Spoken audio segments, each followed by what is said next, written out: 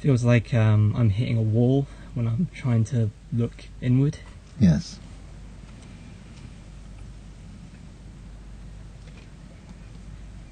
And I think the reason for that is that I'm too attached with, I guess you'd call it the illusion. Mm-hmm. Mm-hmm. I'm afraid that if I go deeper, I'll lose things. Who I am, what I have. So what I want to ask is, how do I let go? Very good. Beautiful question.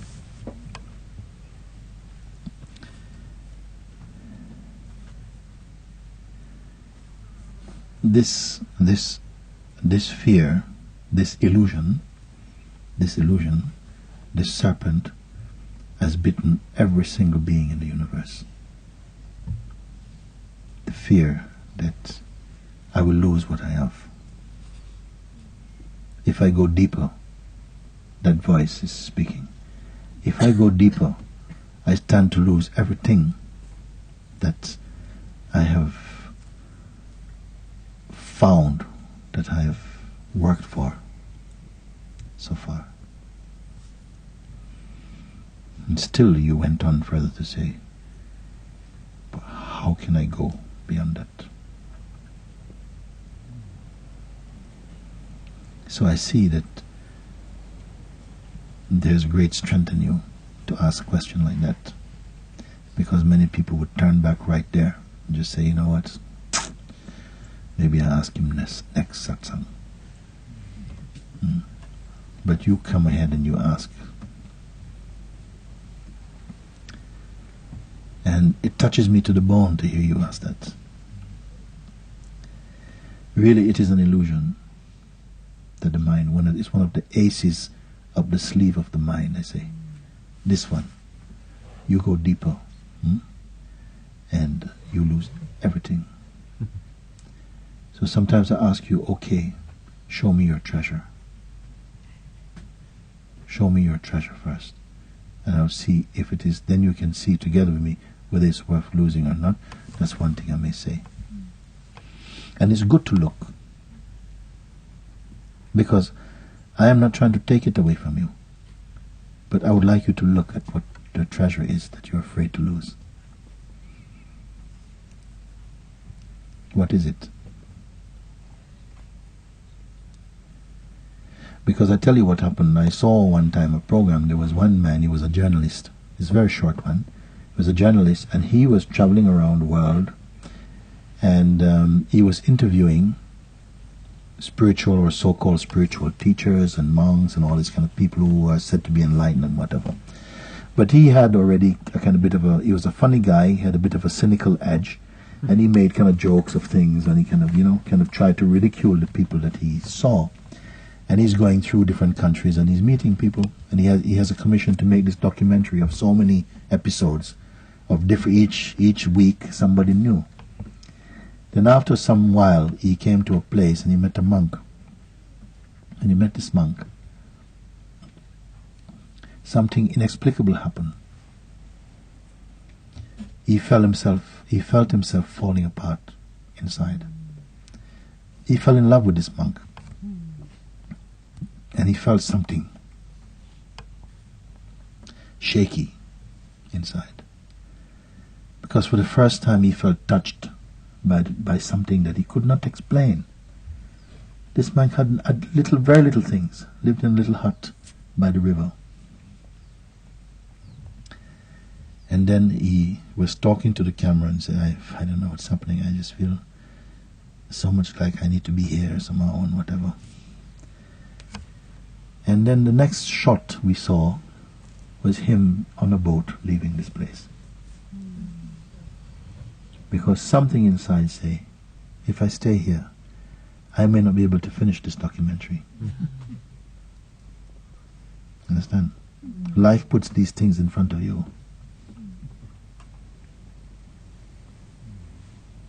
To see what is greater. And our cultured mind says, well, what do you think? You can finish the documentary, come back and visit the monk. Sensible thing to do. truth is not about sense. And it's not waiting for you especially. It's good to look. It's good to look into these things of what somehow is holding your beingness hostage. Like someplace I won't go, because if. But I'm going to tell you something. There's a very simple thing. It is important to look at what are my treasures, what have I gathered so far in life, what have I gathered, let me have a look at them that I'm so afraid to lose, and do they really belong to me? And you know, and what is the worst that can happen also? It's good to invite this and do it really well. Some people are really good, they really do it. You know, what is the worst case scenario? Is what? You know what it is. And push it and feel the and feel, but inside you'll find also a place, if you have the courage to look, there'll be a stillness that allows you to be present to observe these things, because it is important, because you've made a deep choice inside you that this is very, very, very, very difficult to face, but I'm facing it. I want to look at it, and I would invite you to look. If you want to share now, you can say also, to look, what is it that you are afraid to lose?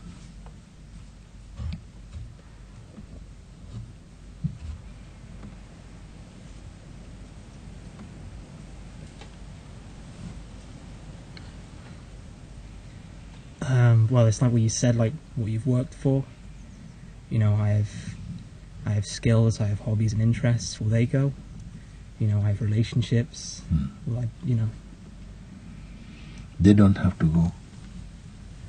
But you should be willing that if they go, it's okay.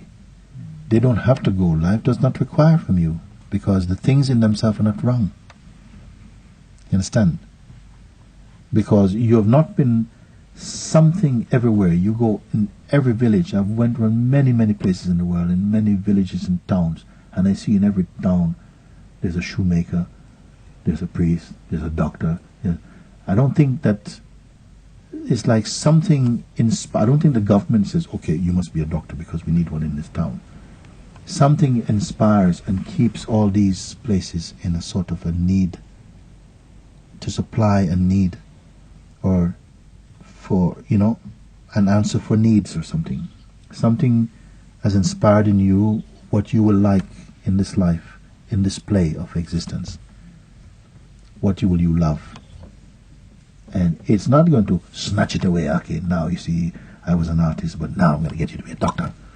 No, it's like somehow what is wrong with being an artist or something. Your life could change. You may find that, oh wait, actually, you know, now I feel like I really wanted to be a fisherman. I've been a doctor for 10 years, but actually I felt, now that I feel like this, I want to be a fisherman actually. I never thought I would face that, and all of this comes back to you or something. It could happen like that, I cannot say. In themselves, nothing is wrong with that. But perhaps what they have represented for you that has not really allowed you to be free.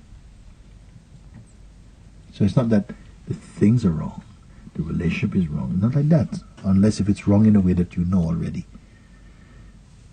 But more that they are they're representing for you something far more important than truth. And something in you is opening up to the discovery of that truth. And I say that it's not that you have to get rid of things. Some people do that. They leave town, they leave their families, because they imagine that's what you have to do. And maybe in that life expression, that's something that had to be gone through anyhow. We can't figure out for every single person.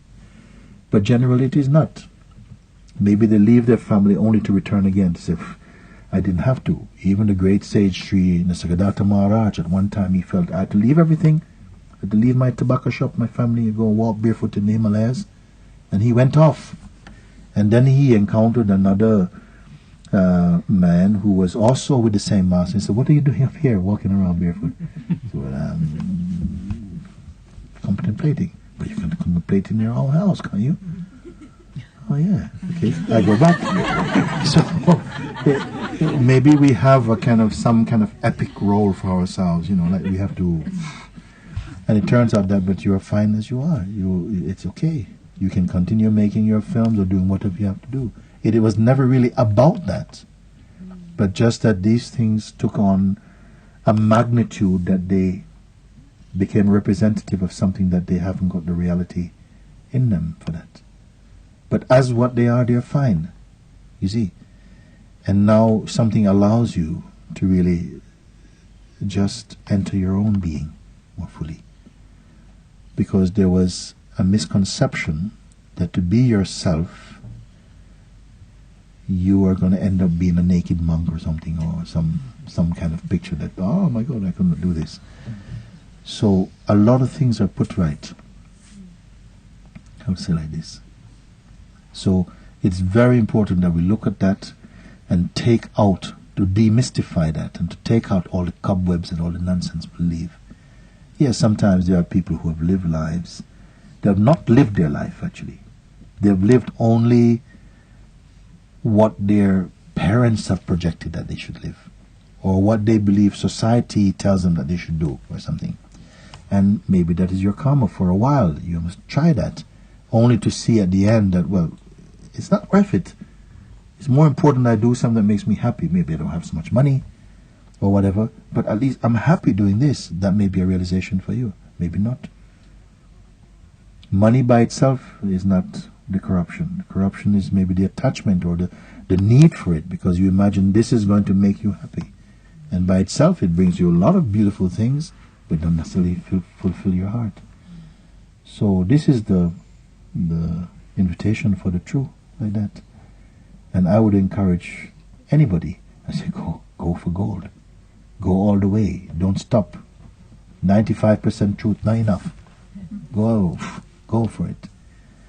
Because I don't feel that you will at any time regret what you discover there. You see? Then also, I want to tell you something. You say, yeah, I can see that something, I hit a wall. You say, I hit a wall. And I want to say to you that if yourself or the truth is somewhere else, then you can say that something gets in between me and the truth. You see? Like an eclipse. You can say that the moon is eclipsing the sun or something. It takes three things. It takes a moon, a sun, and you. You want to see the sun, but the moon is come in front. He said, well, in a way, you can put like that. Many people like an eclipse, but for this example, you say, okay, now the moon is blocking the sun. Yeah. But the truth is not like that, because the truth is not something else. You understand? Truth cannot be at the end of working through any process. Truth is that within which even the attempt to work through some process is already seen.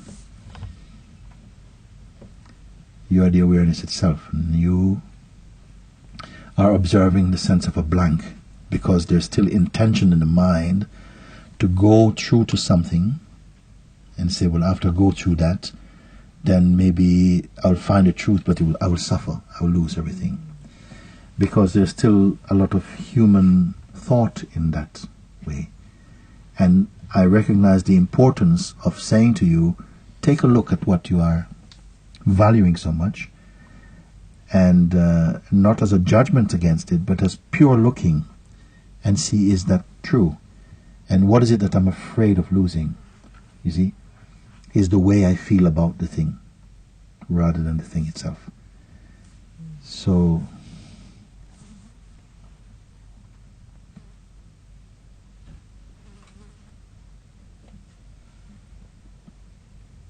I am very pleased that you came here. Because I saw you first as physically quite strong, but now I see that there's another strength in you that I love very much. To feel what you feel, because many people, they turn away. When they feel this, even long-term seekers, but maybe there's still a subtle avoidance. That I still want to preserve there's still something that they want, a final challenge that you're not raising to. My master say like this: you could be searching for truth for hundreds of lifetimes, thousands of years, but if avoidance is at the root, you will not discover the full truth. You see? So something inside me raised, it's very good that you, in spite of, because when we look at something might affect or damage your attachment, so it's like, whoa, we don't bother. And you'll do another exercise to tell yourself, well, but you came forward, you say, I see this, but I want to push beyond that, I want to find. And I say, very great. And then you will continue to look now. I want to remove that wall for you. And continue in this, because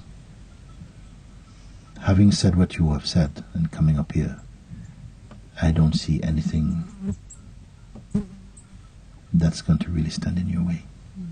If you continue to look like this, you will have some shaky moments. You will have some, but you have the courage to go beyond them. For anyone who has chosen truth, you will have some things that's going to make you hesitate for a moment and okay, and move on. Fears will come. I remember myself also. At some point, it came that I was in this state, this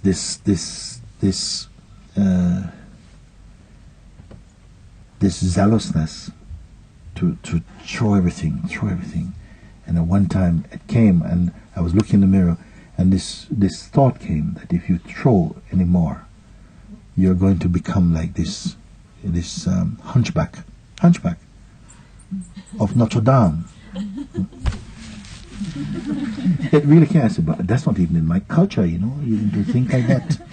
I must have seen a black and white movie, but somehow in that thing it comes up that I'm going to be hobbling down the road or something. In that moment, it felt like, whoa. Like there's something very metaphysical thing that could happen or something. And then,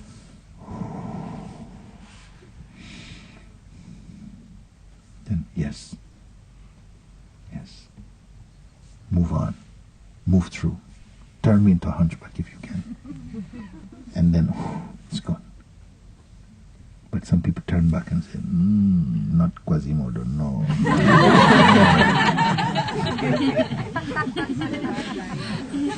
I don't mind to be some, no, that's not very, that's not sexy, man. Come on. So, like this, you push, and there's a courage, and that courage comes from also the opening self, the opening up of the power. So, I'm very, very happy. And I want you to continue like that. Very good. Something more you want to? No, that's it.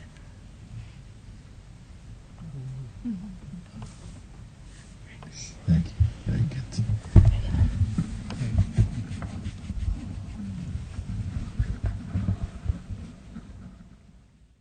Something inside asked me to say, where is this wall?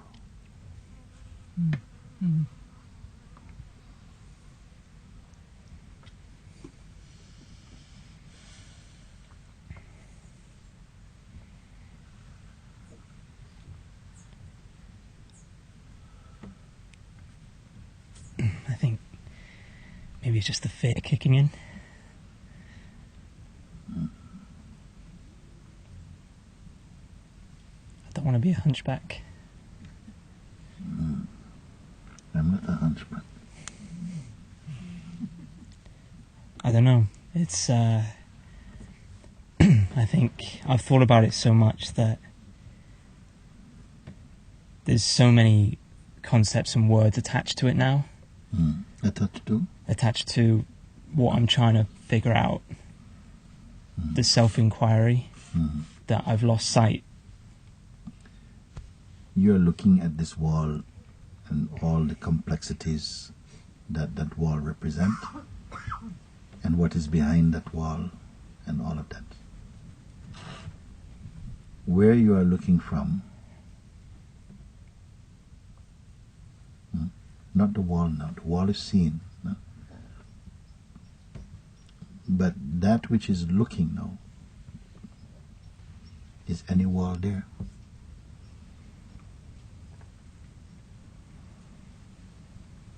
Where are you looking from, and who are you looking as? That which is looking.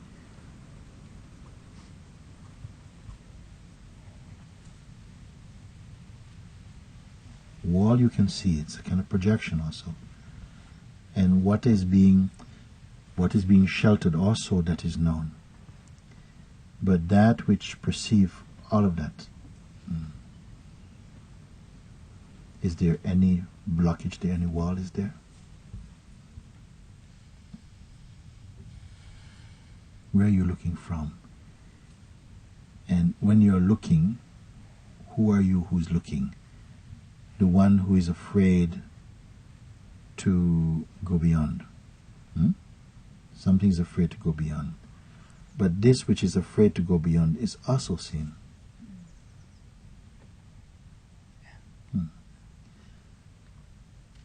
Be in that seeing. Just be that seeing.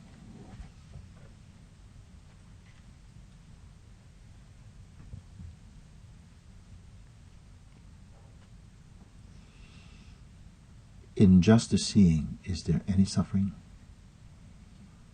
Pay attention only to the seeing, the space of the seeing, in which the idea of myself as an identity and the wall and what I stand to lose and what I work for are all images that comes up in that space. Be in the space of that seeing itself.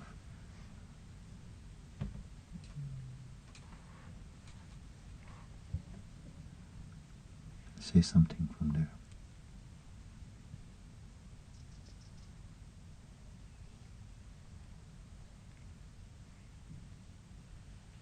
Is it suffering any illusions? No. No. Does it have any treasures?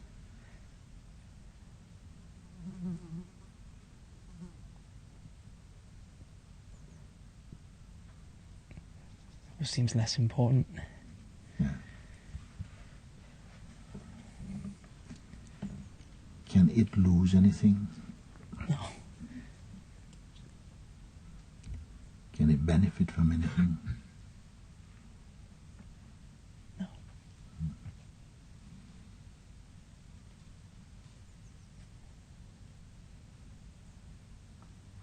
Does it have a fear of the mind? No.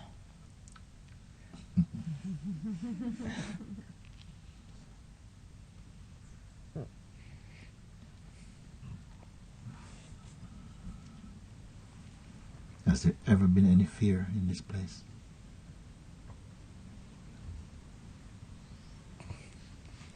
Why are you smiling? No. It's just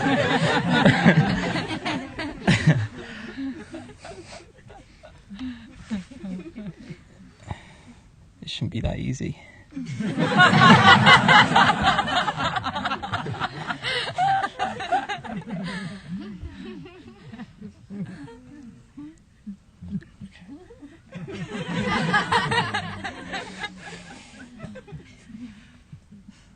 That is it. That is it. In order to come into fear, you have to somehow project a self to move out of this and then somehow send energy into that identity. All the search, all the worlds, all the seekers over time have had to discover this.